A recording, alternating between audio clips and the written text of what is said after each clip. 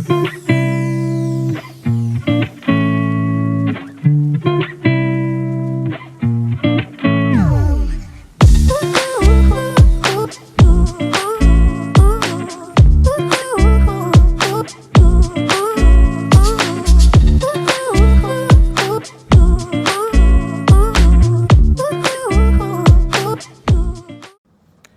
hello, and welcome to this episode of, you know it, Learn Everyday English, your roadway to English proficiency. Glad to have you with me today. As you can see from the title, we're going to be talking about a topic called Birthright Citizenship. Birthright Citizenship. And you may want to ask, what is birthright citizenship? I can say it's fairly self-explanatory, which means it explains itself just by its name, but it means that you have the right to be a citizen because you are born in a country or you're born in a place. And there's a big controversy going on here in the U.S. about birthright citizenship. And I'm going to get into the details about that, talk to you, what exactly is it, how can you get birthright citizenship, and other issues dealing with that. But did you know that being born in the U.S. automatically makes you a citizen, a U.S. citizen, no matter your parents' status, like where your parents are from, where your parents are born? But why is this the case? Why do we have a law like this? So we're going to be diving into birthright citizenship, what it is, how it started, and why it's such a hot topic right now in the U.S. But before I get into that, there's 3 things you can do for me. Hey, like the video, subscribe to the channel, and 3, tell your friends about it so that they can benefit from these videos too, just like you. Remember, I have my eBook on Amazon on how to talk Texan. You can get a copy of that by clicking on one of the links below in the description. The book is doing very well. And also, if you want to buy me a cup of coffee, to help support the channel so I can keep bringing you videos like this, hey, click on the link below and do that and support the channel. I'd appreciate it. All right, without further ado, that means without waiting any longer, let's jump into today's topic. And I decided to do this because there's a lot of talk in the news, or has been a lot of talk in the news lately about birthright citizenship. So exactly what is birthright citizenship? The definition says it means that anyone born on U.S. soil automatically becomes a U.S. citizen regardless of their parents' nationality or immigration status. And this has a legal basis because it's rooted in the 14th Amendment of the U.S. Constitution that was ratified or kind of made formal in 1868. So here's actually what the 14th Amendment to the U.S. Constitution says, and it has several sections, but the most relevant part here I'm going to show, relevant to birthright citizenship, is in Section 1, and it states, all persons born or naturalized in the United States and subject to the jurisdiction thereof are citizens of the United States and of the state wherein they reside. No state shall make or enforce any law which shall abridge the privileges or immunities of citizens of the United States, nor shall any state deprive any person of life, liberty, or property without due process of law, nor deny to any person within its jurisdiction the equal protection of the law. So that's exactly what the 14th Amendment of the United States says, Constitution says. So there are certain key points about this section that I wanted to highlight. The first is that birthright citizenship clause that's referenced there, and it has the phrase, all persons born or naturalized in the United States and subject to the jurisdiction thereof. So this establishes that anyone born on U.S. soil is automatically a citizen. It offers equal protection because there's an equal protection clause, which states it guarantees that all people, regardless of race, citizenship status, or background, are entitled to equal protection under the law. And it offers something called due process with the due process clause. where it says it protects individuals from the government depriving them of life, liberty, or property without fair legal procedures. And it's interesting to note why this law came about. It was an amendment, was a major part of Reconstruction, which was a time period after the Civil War where the U.S. was basically reconstructing itself. And it was designed to protect the rights of formerly enslaved people, former slaves, and ensure that they had legal equality. Over time, it became the foundation for many civil rights cases as well. So it was actually originated to try to protect the slaves and to show or say that they had a right to be U.S. citizens. But so that's U.S. citizen, but you might have caught something interesting where it says all persons born or naturalized in the United States. So it's easy to understand, hey, if you're born here, you become a citizen, but it says naturalized. So you might have a question, what does it mean to be naturalized, or what does it mean to be a naturalized citizen of the United States? And I'm going to go over that right now. So to become a naturalized citizen of the U.S. requires several steps. The first one is you have to be eligible, and the U.S. determines eligibility by these four criteria. So to apply for naturalization, you must meet these four specific requirements. One, you must be a permanent resident or have permanent resident status. So you must be a U.S. legal permanent resident or a green card holder. That's what permanent resident means.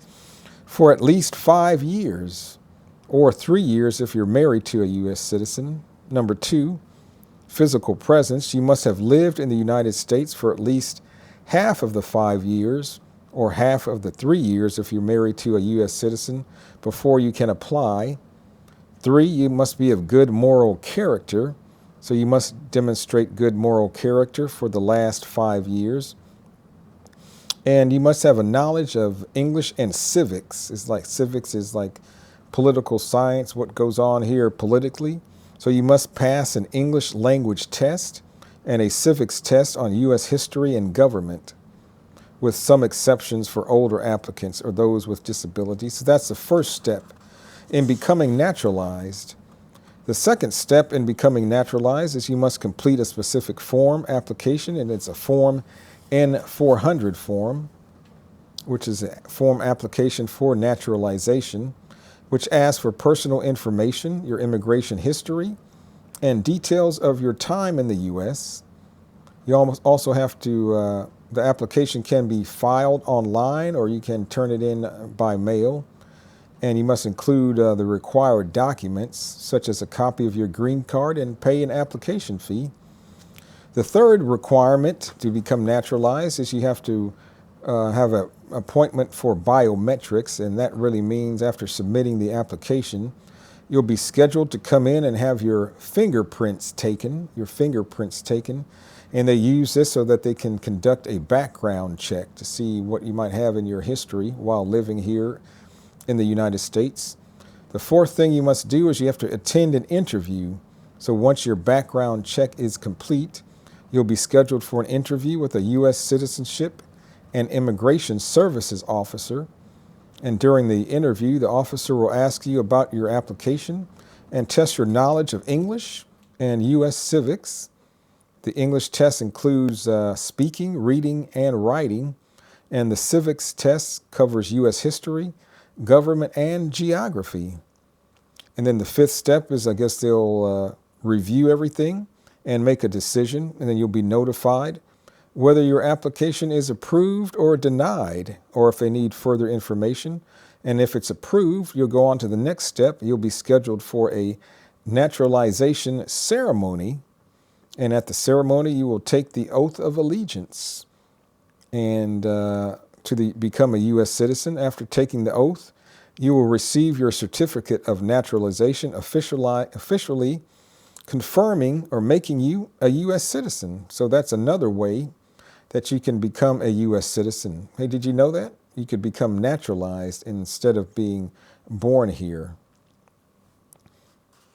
And this entire process to become naturalized Can take several months, or it can take over a year depending on your specific case and location. So that's naturalization. So what is the historical background on this 14th Amendment and birthright citizenship? It was, like I said, post-Civil War era. It was designed to grant citizenship to formerly enslaved people after the Civil War, like I said before. And there was a very important Supreme Court case called the United States versus Wong Kim Ark in 1898. And it confirmed that children born in the U.S. to non-citizen parents are citizens. And there was a gentleman from China called Wong Kim Ark, who was born to Chinese. Well, he was born here in the United States, but his parents were immigrants from China. But he was denied re-entry to the U.S., but the U.S. court ruled in his favor, and this set a precedent at the time. But it's a very hot topic today, because now that we have the new Donald Trump administration here in Washington, D.C., there's a big push now to do away with, we can say, or cancel birthright citizenship and say, if you're born here, you're not automatically going to become a U.S. citizen.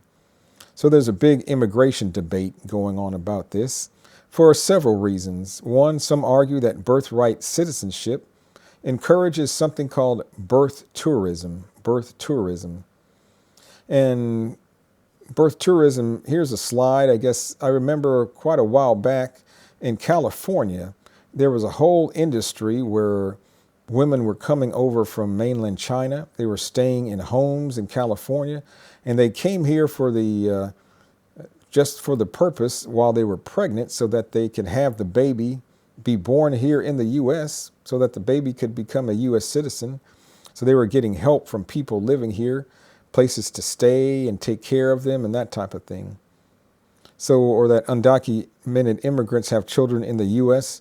only so that they can have citizenship benefits for their families. So these babies that are born here are sometimes called anchor babies, because they kind of anchor the family now. They have a link or anchor or point in the United States. But this term anchor baby can be somewhat offensive to some people, but the term is out there. I'm going to tell you a personal story about this that I experienced. But let me go over why it's also a hot topic. There are proposed changes. Some political figures, like I said, have suggested ending or limiting birthright citizenship, claiming the 14th Amendment has been misinterpreted. But there are a lot of challenges. This may be very difficult to push through or to pass, because amending the Constitution is extremely difficult, and it will require approval from 2/3 of Congress and 3/4 of the states in order to make this change.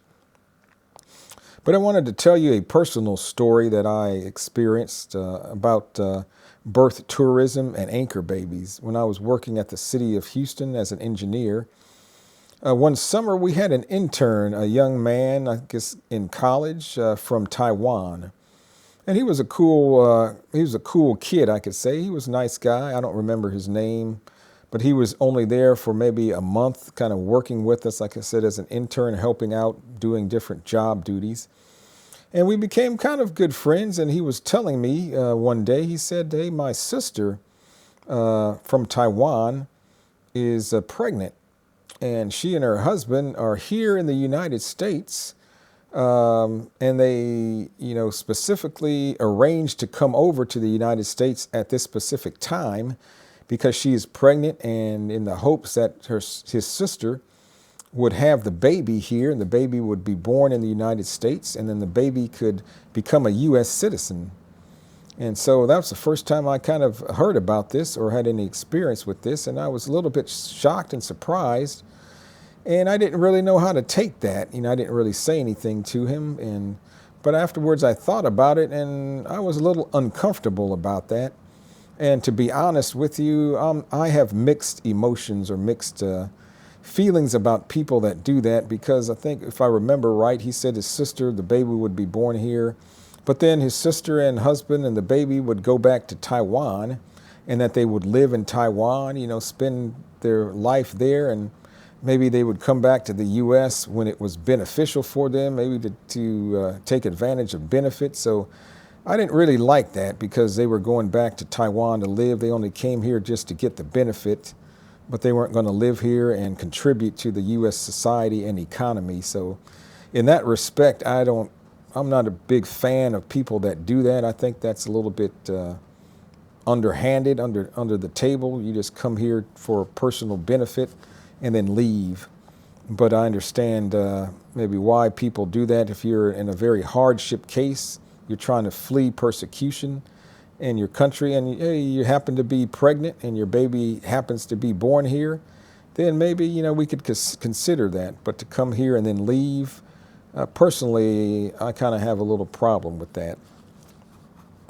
So from an international perspective, then I was wondering myself, are we the only country that has this type of law? Are there any other countries in the world that does this?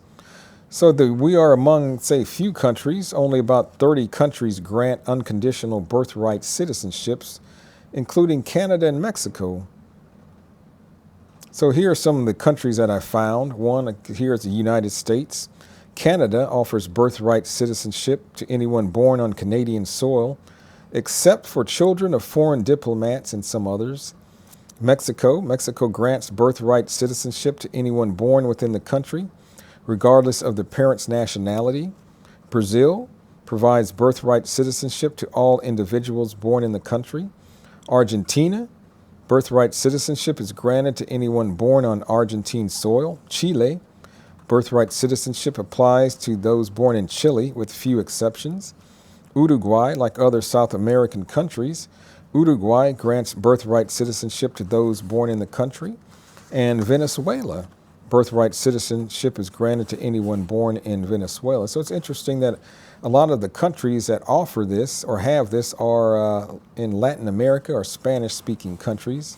So these are just some of the, 30 that I was able to find. Hey, did you know that? And about does your country offer birthright citizenship? Hey, let me know. But I found out it's also said that many European and Asian countries do not grant or have birthright citizenship, but they kind of maybe base citizenship on the nationality of the parents. Say if the parents and there's also a global shift in European countries. They've moved away from birthright citizenship, focusing more on, like I said, citizenship through parentage or residency. So say if your parents move away from your country, you're born in a different country, and then your parents move back to their original country, you could get citizenship in the country where your parents are from because your parents were born there. That's one way. Or through residency criteria. So that's kind of the gist of what I wanted to talk to you about birthright citizenship, what it is, and what is the big controversy. So like I said, there are a lot of people in the current Donald Trump administration that want to do away with birthright citizenship, saying it's really not legal. We should not have it here in the country. I think they filed some motions to get in the courts to start to hear these arguments. So we'll see what the future holds, and if this can get done. But like I said, it's going to probably be very difficult because there are a lot of official steps that need to be taken to get this changed. So that's the big controversy, or we could say to-do, about birthright citizenship. So let me know what do you think about birthright citizenship? Is it something that you think should be allowed here and allowed to continue in the United States, or do you think it should be canceled and done away with and we not have it anymore? Hey, let me know in the comments, okay? And let me know if you liked the video. Did you learn something new today? And remember, like the video, subscribe to the channel, and tell your friends about it. Hey, thanks for watching this episode of Learn Everyday English, and we'll talk to you later. Hey, goodbye.